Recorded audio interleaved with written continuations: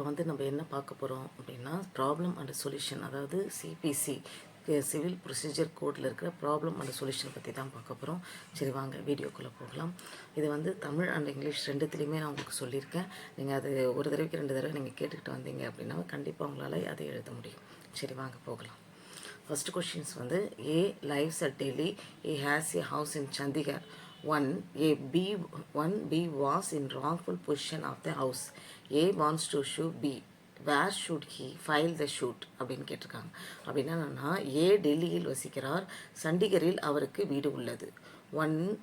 இதில் வந்து பி வீட்டில் தவறான உடைமை இருந்தது. ஏ பி மீது வழக்கு தொடர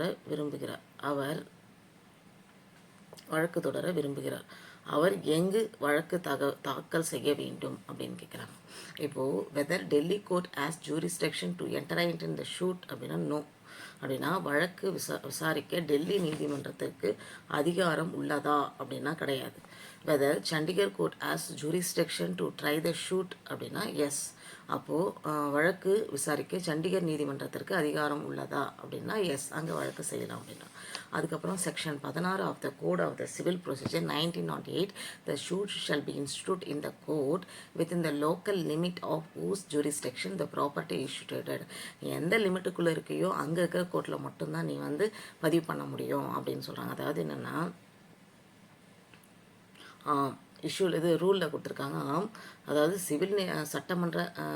சிவில் நடைமுறை சட்டத்தின் பிரிவு 16 1908 வழக்குகள் நீதிமன்றத்தில் நிறுவப்படும் அந்த சொத்து யாருடைய அதிகார வரம்பிற்கு உட்பட்டதோ அந்த உள்ளூர் எல்லைக்குள் மட்டும்தான் அந்த விசாரணை நடத்தப்படும் அப்படின்னு சொல்லி முடிச்சிருக்காங்க.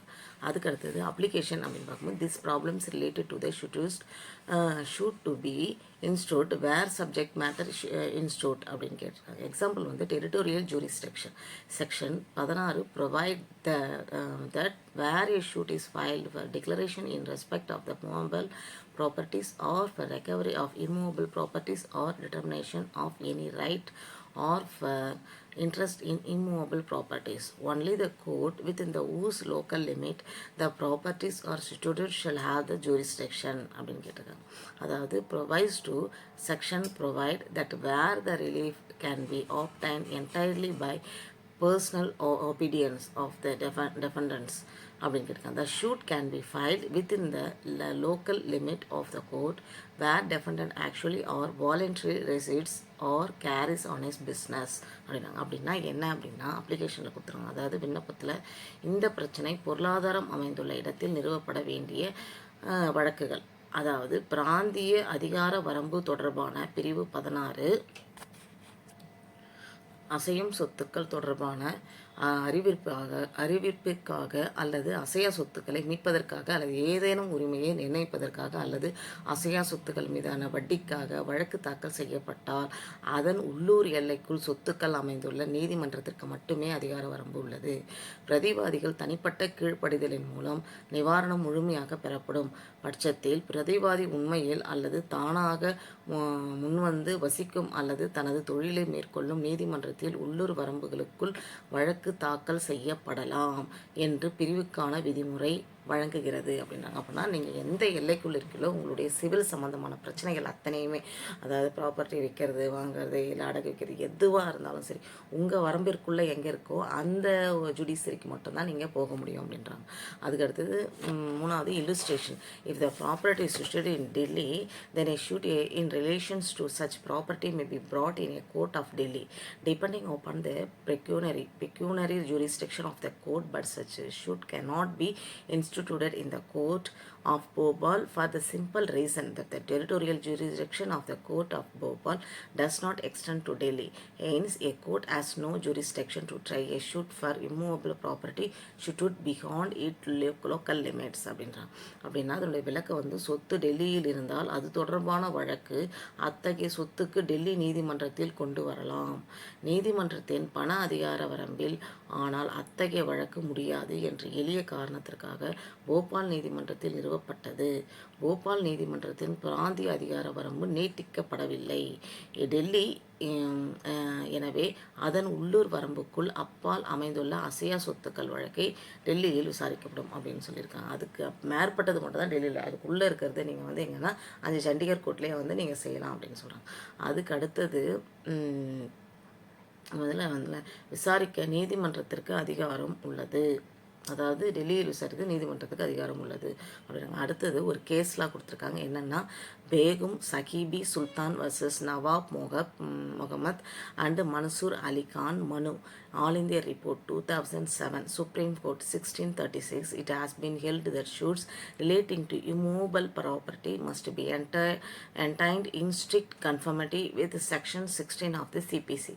Therefore, a petition could not be filed at some other place merely because 3 out of the 5 defendants were resided there அப்படின்னா என்ன கேஸ்லாம் அப்படின்னு பார்த்தீங்கன்னா, அதாவது பேகம் சஹாயி சுல்தான் நவாப் முகமது மன்சூர் அலிகான் மனு all India report 2007 supreme court 1636 அசையா சொத்துக்கள் தொடர்பான வழக்குகள் சிபிசியின் பிரிவு 16க்கு இணங்க சொத்துக்கள் தொடர்பான வழக்குகள் சிபிசியின் பிரிவு 16க்கு இணங்க வேண்டும் என்று கூறப்பட்டுள்ளது. எனவே 5 பிரதிவாதிகளில் 3 பேர் அங்கு வசிப்பதால் வேறு சில இடங்களில் பிரிவினை வழக்கு தாக்கல் செய்ய முடியவில்லை அப்படின்றாங்க. அதுக்கு அடுத்தது கன்க்ளூஷன் என்னன்னா, if the instant problem the Delhi court as jurisdiction because the suits shall be instituted in the court within the local limit of whose jurisdiction the property is suited in term of the provision under the section on the 16 of the code. Hence, as to file before the Chandigarh court of whose jurisdiction the property is situated அப்படின்னு சொல்லி கேட்டிருக்காங்க. அப்படின்னா உடனடி பிரச்சனையில் தில்லி நீதிமன்றத்திற்கு அதிகார வரம்பு உள்ளது. ஏனெனில் சட்டத்தின் அல்லது 16வது பிரிவின் கீழ் உள்ள விதிகளின்படி சொத்து யாருடைய அதிகார வரம்பிற்கு உட்பட்டதோ அந்த உள்ளூர் எல்லைக்குள் நீதிமன்றத்தில் வழக்குகள் நிறுவப்படும். நீங்கள் உள்ளூரில் உங்களுக்கு பிரச்சனை இருந்துச்சுன்னா அது உள்ளூர் நீதிமன்றத்தில் மட்டும்தான் வழக்குகள் நிறுவப்படும்ன்றாங்க. எனவே சொத்து யாருடைய அதிகார வரம்பிற்கு உட்பட்டது என்பதை சண்டிகர் நீதிமன்றத்தில் தாக்கல் செய்ய வேண்டும். அப்போது அதை நீங்கள் பார்த்துட்டு இந்த வரம்புக்குள் இருக்க இல்லை வெளியே இருக்க வரம்புகள் இருக்குதான்னு பார்த்து நீங்கள் பதிவு செய்யணும் அப்படின்னு சொல்கிறாங்க. சரி, நெக்ஸ்ட் கொஸ்டின் பார்க்கலாம். நெக்ஸ்ட் கொஸ்டின் வந்து the defendant was deliberately avoiding someone. The bailiff went to his house several times to severe summons, but he failed to serve it. What can be done suggest அப்படின்னு கேட்டிருக்காங்க. அப்படின்னா பிரதிவாதி வேண்டுமென்றே சம்மனை தவிர்த்து கொண்டிருந்தார். Summon அனுப்ப ஜாமீன் பல முறை அவரது வீட்டிற்கு சென்றார். ஆனால் அவர் அதை வழங்க தவறிவிட்டார். என்ன செய்ய முடியும் பரிந்துரைங்கள் அப்படின்னா, சில டைம் சம்மன் அமிச்சாலும் திருப்பி வரவே மாட்டாங்க. அதை பற்றி கேட்குறாங்க. என்ன சொல்கிறாங்கன்னா, வெதர் த ஆக்ட் ஆஃப் இஷ்யூவில் வந்து whether the act the defendant is வேல்யூட்னா no, whether the substituted service is the ரிலீஃப்னா எஸ். அதாவது பிரதிவாதிகள் செயல் செல்லுபடியாகுமானா இல்லை, செல்லுபடியாகாது. மாற்று சேவை நிவாரணமா அப்படின்னா நிவாரணம் தான். அப்போ ரூல் நம்ம என்ன யூஸ் பண்ணலாம் அதில் ஆக்ட்னு பார்த்தீங்கன்னா, ஆர்டர் 5 வந்து rule 17, 19, 20 of the civil procedure code 1908 வந்து நம்ம யூஸ் பண்ணலாம். அதாவது 1908ஆம் ஆண்டு சிவில் நடைமுறை சட்டத்தின் ஆணை 5ஆம் விதி 17, 19 மற்றும் 20 பிரதிவாதி சேவையை ஏற்க மறுத்ததால் அல்லது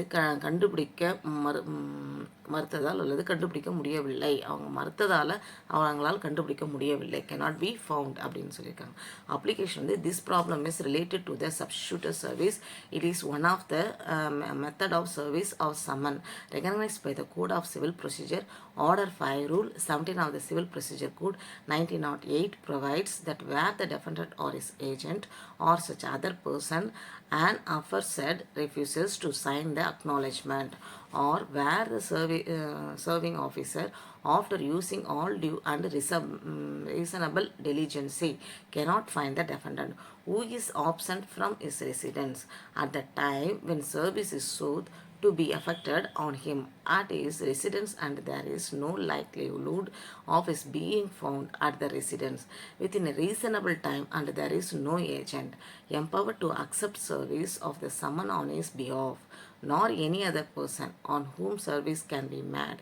The serving officer shall affix a copy of the summon on the outer door or some other conspicuous part of the house in which the defendant ordinarily received or carries on business or personally works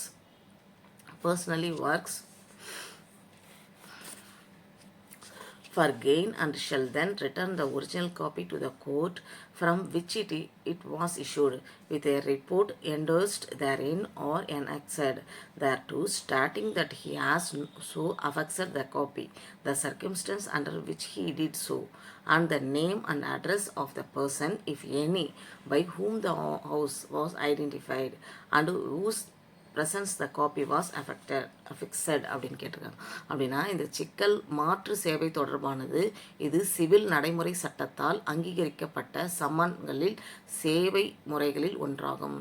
civil நடைமுறை சட்டம் 1908 உத்தரவு 5 விதி 17 பிரதிவாதி அல்லது அவரது முகவர் அல்லது மேற்கூறிய மற்ற நபர் ஒப்புதலில் கையொப்பமிட மறுத்தால், அல்லது பணிபுரியும் அதிகாரி அனைத்து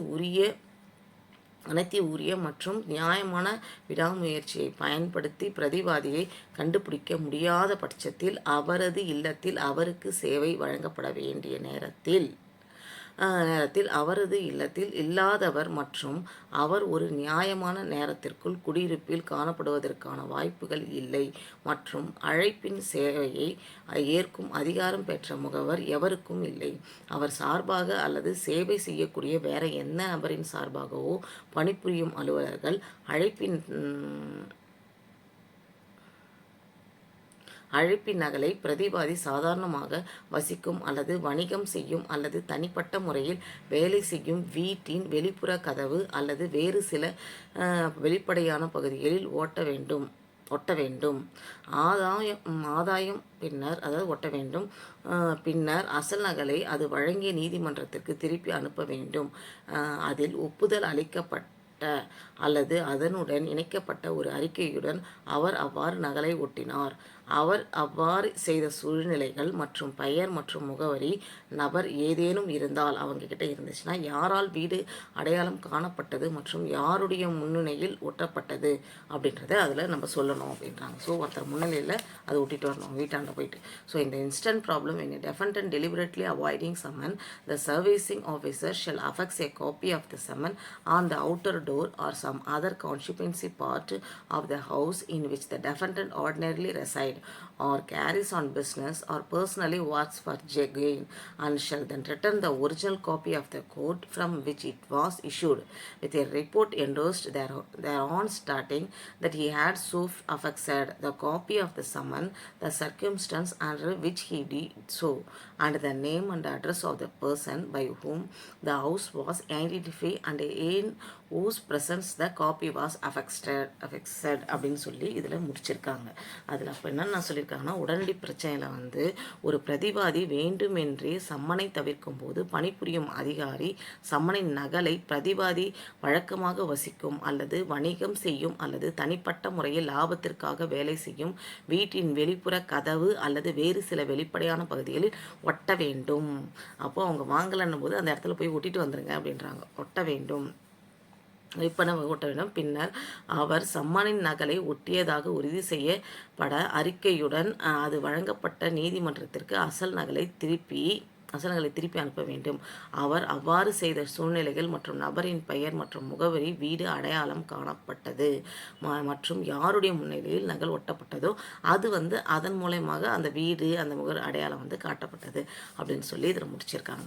ஸோ சம்மன் எத்தனை தடவை அனுப்பிச்சு நீங்கள் போகலை அப்படின்னா அப்போ என்ன பண்ணுவாங்க, உங்கள் வீட்டுக்கு முன்னாடியே அதை ஒட்டிடுவாங்க அப்படின்னு சொல்லி முடிச்சிருக்காங்க. நெக்ஸ்ட் கொஸ்டின் பார்க்கலாம். அடுத்த கொஸ்டின்ஸ் என்னென்னா, பி ஏ ஜட்ஜ்மெண்ட், அதாவது 3வது question. A judgment debtor was about to sell his property and run away from the country. What should a decree holder to get the decretal amount அப்படின்னு கேட்டிருக்காங்க. அப்படின்னா என்னென்னா, B ஒரு தீர்ப்பு கடனாளி சரியா, தனது சொத்தை விற்று நாட்டை விட்டு ஓட போகிறார். டிக்ரெட்டல் தொகையை பெற ஆண் டிக்ரெட்டரை பெற ஆணை வைத்திருக்கிறார். என்ன செய்ய வேண்டும் அப்படின்னு கேட்குறாங்க. அப்போது இஷ்யூவில் என்ன கொடுத்துருக்காங்க அப்படின்னா, பிரச்சனையில் can a enforce the degree against B, yes, whether arrest of B may be mad in term of section 51னா எஸ் அப்படின்றாங்க. அப்படின்னா பிக்கு எதிரான ஒரு ஆணையை அமல்படுத்த முடியுமா அப்படின்னா ஆமாம் முடியும் அப்படின்றாங்க. அதுக்கப்புறம் பிரிவு 51 அடிப்படையில் கைது செய்யப்பட வேண்டுமா அப்படின்னா ஆமாம் கைது செய்யப்பட வேண்டும் அப்படின்றாங்க. அதுக்கப்புறம் ரூலில் பார்த்தீங்கன்னா section 51 of the code of civil procedure 1908 வந்து கொடுத்துருக்காங்க. அதே மாதிரி order 21 rule 37 of the code of civil procedure 1908. அதாவது இது வந்து பிரிவு 51 அடிப்படையில் பி கைது செய்யப்பட வேண்டுமானா ஆமாம் கைது செய்யப்பட வேண்டும். 1908 சிவில் நடைமுறை சட்டத்தின் பிரிவு 51, 1908 சிவில் நடைமுறை சட்டத்தின் ஆணை வந்து 21 மற்றும் 37, 21, 37 2 செக்ஷன் கொடுத்துருக்காங்க. 21, 30 இந்த பிரச்சனைக்கான ஆணைகள் இதுதான் அப்படின்றாங்க. அப்போது இதனுடைய அப்ளிகேஷன் என்னன்னா, this problem is related to the execution of decrees and other it is delete under the rules of order 21 of civil procedure code அப்படின்றாங்க. அப்போது இந்த உத்தரவுகளை நிறைவேற்றியது எதுன்னா, இந்த பிரச்சனை வந்து ஆணைகள் மற்றும் உத்தரவுகள் நிறைவேற்றியது தொடர்பானது. இதில் சிவில் நடைமுறை சட்டத்தின் ஆணை 21 விதிகளின் கீழ் கையாளப்பட்டது அப்படின்றாங்க. அதுக்கப்புறம் மரண தண்டனையை நடைமுறைப்படுத்திய நீதிமன்றத்தின் அதிகாரங்கள் என்ன, அதாவது power of the court of enforce execution அப்படின்றாங்க. அப்போது இதில் என்ன சொல்லுங்க, section 51 of the code provide that where the degree is for the payment of money, execution by detention in prison shall not be ordered unless after giving the judgment debitor an opportunity of showing cause why he should not be committed to prison the court அப்படின்னா for reason recorded in writing is satisfied that the judgment debitor with the object or effect of obstruction or delaying the execution of the degree is likely to absent or leave the local limit of the jurisdiction of the court, or as after the institution of the suit in which the degree was passed, dishonestly transferred, cancelled or removed any part of his property or committed any other act of bad faith in relation to his property etc. அப்படின்னா சட்டத்தின் பிரிவு 51 பணம் செலுத்துவதற்கான ஆணையாக இருந்தால் சிறையில் அடைத்து வைத்த நிறைவேற்ற உத்தரவிடப்படாது. தீர்ப்பை கடனாளிக்கு ஏன் சிறையில் அடைக்கக்கூடாது என்பதற்கான காரணத்தை காட்டும் வாய்ப்பு வழங்கிய பிறகு நீதிமன்றம் எழுத்துப்பூர்வமாக பதிவு செய்யப்பட்ட காரணங்களுக்காக திருப்தி அடைகிறது. தீர்ப்பு கடனாளி ஆணையை நிறைவேற்றுவதை தடுக்கும் அல்லது தாமதப்படுத்தும் பொருள் அல்லது விளைவு நீதிமன்றத்தின் அதிகார வரம்பிற்கு உட்பட்ட உள்ளூர் வரம்புகளை விட்டு தப்பியோடியோ அல்லது வெளியேறியோ வாய்ப்புள்ளது, அல்லது ஆணை நிறைவேற்றப்பட்ட வழக்கின் நிறுவனத்திற்கு பிறகு நேர்மையற்ற முறையில் மாற்றப்பட்டது, மறைத்தல் அல்லது அவரது சொத்தின் ஏதேனும் ஒரு பகுதியை வந்து அகற்றுதல் அல்லது வேறு ஏதேனும் செயலை செய்தல் அவரது சொத்து தொடர்பான மோசமான நம்பிக்கை முதலியன அப்படின்றாங்க. அதுக்கு அடுத்தது வந்து பார்த்தீங்கன்னா, these provisions are mandatory in nature and must be strictly complied with. They are not punitive in character. The object of detention of a judgment debitor in a civil prison is twofold. On the one hand, it enables the degree holder to realize the fruits of the degree passed in his favor, while on the other hand, it protects the judgment debtor who is not in a position to pay the dues for the reason beyond his control or is unable to pay. Therefore, mere failure to pay the amount does not justify arrest and detention of the judgment debtor inasmuch as he cannot be held to have neglected to pay the amount to the degree holder. Order 21 rules 41 deal with arrest and detention of the judgment debtor அப்படின்னா இந்த விதிகளில் வந்து இந்த விதிகள் இயற்கையில் கட்டாயமானவை மற்றும் கண்டிப்பாக கடைப்பிடிக்க வேண்டும். அவர்கள் குணத்தில் தண்டனைக்குரியவர்கள் அல்ல.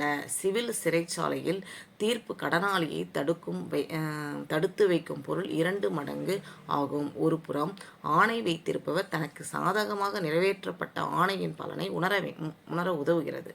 மறுபுறம் அது தனது கட்டுப்பாட்டிற்கு அப்பாற்பட்ட காரணங்களுக்காக நிலுவைத் தொகையை செலுத்த முடியாத அல்லது செலுத்த முடியாத தீர்ப்பு கடனாளியை பாதுகாக்கிறது. எனவே அந்த தொகையை செலுத்த தவறினால் தீர்ப்பு கடனாளியை கைது செய்து காவலில் வைத்திருப்பதை நியாயப்படுத்த முடியாது. ஏனெனில் அவர் ஆணையை வைத்திருப்பதற்கு தொகையை செலுத்த தவறியதாக கருத முடியாது. ஸோ ஆணை 21 விதிகள் 31, 41 தீர்ப்பு கடனாளியை கைது செய்ய காவலில் வைத்தல் கருத முடியாது, அதில் வைக்க முடியாது அப்படின்னா. அப்போ இதுதான் கொடுத்துருக்காங்க. அப்போ உடனடி சிக்கலில் என்னன்னா, தலைமறைவாகி நாட்டை விட்டு ஓடக்கூடிய பிக்கு எதிராக ஏ ஆணையை அமல்படுத்த முடியும். எனவே பிரிவு 91 அடிப்படையில் பி கைது செய்யப்படலாம் அப்படின்னு சொல்லி கொடுத்துருக்காங்க. ஸோ இதில் என்ன சொல்லியிருக்காங்கன்னா, இந்த instant problem A can enforce the decree against B who is likely to abscond and run away from the country. Hence the arrest of B can be made in the term of section 51 அப்படின்னு சொல்லி இதில் முடிச்சிருக்காங்க. 4வது question பார்த்தீங்க அப்படின்னா, ஏ filed a suit in a court which did not have the jurisdiction. The judge realized this fact period to the commencement of trial.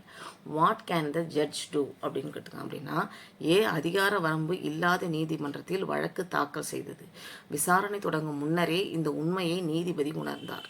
நீதிபதி என்ன செய்ய முடியும் அப்படின்னு கேட்குறாங்க. அப்படின்னா இஷ்யூவில் can a court entertain a suit without jurisdiction அப்படின்னா no.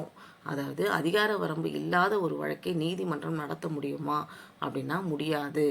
அதுக்கடுத்தது can the court determine the jurisdiction period to the trial.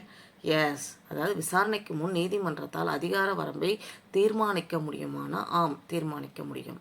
Weather the judge has power to retain the பிளைனட்னா எஸ், வழக்கு திரும்ப பெற நீதிமன்றத்திற்கு அதிகாரம் உள்ளதா அப்படின்னு கேட்குறாங்க. ஆமாம், அதிகாரம் உள்ளது.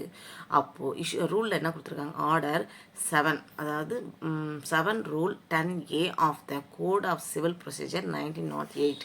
அப்போது 1908ஆம் ஆண்டு சிவில் நடைமுறை சட்டத்தின் ஆணை 7 விதி 10A இந்த சிக்கல் வழக்கு திரும்ப பெறுதல் தொடர்பானது அப்படின்றாங்க. அப்படின்னா அப்ளிகேஷனில் this problem is related to the application பார்த்தீங்கன்னா this problem is related to the return of plaint. Order 7 rule 10 of the code lay down that where at any stage of the suit the court finds that it has no jurisdiction either territorial or the pecuniary or with regard to the subject matter of the suit. It will return the plaintiff to be present to the proper court in which the suit ought to have been filed. On returning a plaintiff, the judge shall endorse the date of its presentation and return, the name of the party presenting it, and a brief statement of the reason for returning it. An applied court can also returning the plaintiff to be presented to the proper court. The aggravated party can file an applied against the order of return of plaintiff அப்படின்னு சொல்லி கொடுத்துருக்காங்க. அப்போ அப்ளிகேஷனில் என்ன சொல்லணும்னா, இந்த வழக்கு சிக்கல் வழக்கு திரும்ப பெறுதல், இது சிக்கல் வழக்கு திரும்ப பெறுதல் தொடர்பானது அப்படின்றாங்க. அப்போ சட்டத்தின் ஆழை 7 விதி 10 வழக்கின் எந்த சட்டத்திலும் நீதிமன்றத்திற்கு எந்த அதிகார வரம்பும் இல்லை என்பதை கண்டறிதல், அது பிராந்திய அல்லது பணவியல் அல்லது வழக்கின் பொருள் தொடர்பாக அது முன்வைக்கப்பட வேண்டிய வாதத்தை திரும்பி தரும். வழக்கு தாக்கல் செய்யப்பட வேண்டிய முறையான நீதிமன்றத்தில் ஒரு வழக்கை திரும்ப பெறும்போது நீதிபதி அதன் விளக்க காட்சி மற்றும் திரும்பும் தேதி, அதை முன்வைக்கும் காட்சியின் பெயர் மற்றும் அதை திரும்ப பெறுவதற்கான காரணங்களின் சுருக்கமான அறிக்கையை அங்கீகரிக்க வேண்டும். ஒரு மேல்முறையீட்டு நீதிமன்றம் முறையான நீதிமன்றத்தில் சமர்ப்பிக்கப்படும் புகாரை திரும்ப பெறலாம். பாதிக்கப்பட்ட தரப்பினர் முறையீட்டை திரும்ப பெறுவதற்கான உத்தரவை எதிர்த்து மேல்முறையீடு செய்யலாம் அப்படின்றாங்க. அப்போ அதில் ஒரு கேஸ்லாம் கொடுத்துருக்காங்க. Chandra Prem Shah and other V.K.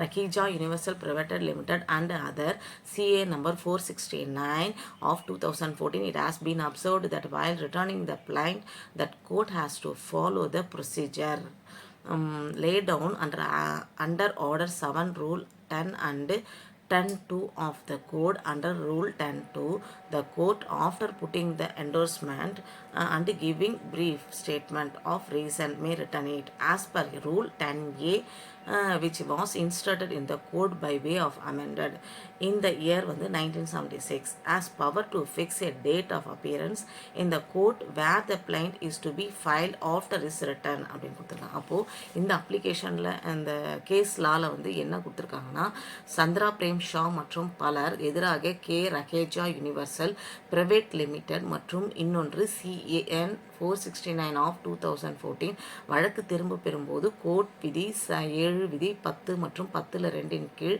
குறிப்பிடப்பட்டுள்ள நடைமுறையை நீதிமன்றம் பின்பற்ற வேண்டும். விதி 10(2) கீழ் ஒப்புதல் அளித்து சுருக்கமான காரணங்களை அளித்த பிறகு நீதிமன்றம் அதை திரும்பி தரலாம்.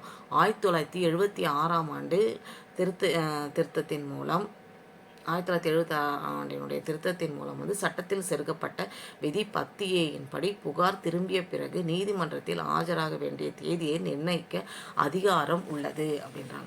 அதுக்கு அடுத்த கேஸ் வந்து Allahabad bank versus Shank Steel Fab private limited and other all India report 2008 வந்து கால் 96 the court was quite justified in not returning the plaint because order 7 rule 10 speaks of a citadel where either the territorial as the pecuniary jurisdiction of the particular court is lacking and that such suit is recorded to be filed in a different court to which the court of civil procedure applies having jurisdiction to enter the dispute அப்படின்னா இதனுடைய இன்னொரு கேஸ்லாம் கொடுத்துருக்காங்க. என்னென்னா அலகாபாத் வங்கி எதிராக ஷாங்ஸ் steel பேப் private limited மற்றும் power all India report 2008 கால்கத்தா நினைக்கிறேன் 96 நீதிமன்றமானது வழக்கு திரும்ப பெறாதது மிகவும்